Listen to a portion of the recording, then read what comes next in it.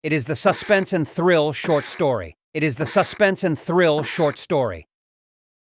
The old house creaked and groaned in the wind, its silhouette a brooding shadow against the moonlit sky.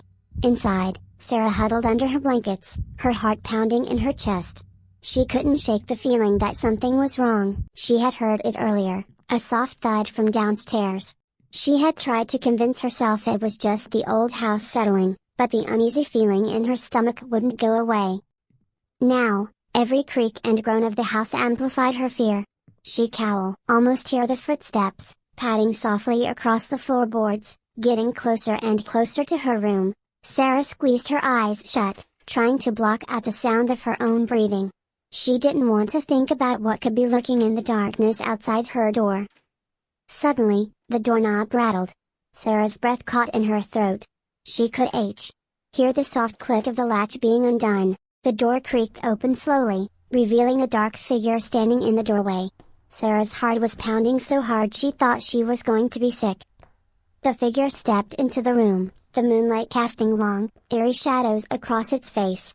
Sarah couldn't see anything clearly, but she could make out the outline of a tall, slender figure.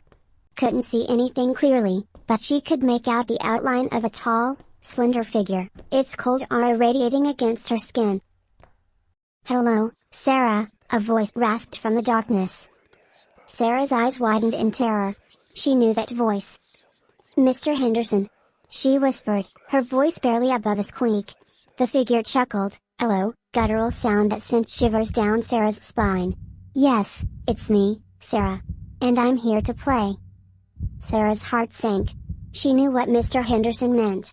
He had been toying with her for weeks, leaving strange messages and gifts around the house. She had tried to ignore him, to pretend he wasn't there, but he wouldn't let her go. He wanted to play his game, and Sarah was his pawn. She tried to scream, but no sound came out. She was frozen in terror, her mind racing with thoughts of what Mr. Henderson was capable of. Mr. Henderson reached out towards Sarah, his long, bony fingers brushing against her skin. She recoiled in horror, but he held her fast. "Don't be afraid, Sarah," he whispered, his voice dripping with venom. "This will be fun." Sarah closed her eyes, tears streaming down her face. She didn't want to play Mr. Henderson's game. She just wanted to go home.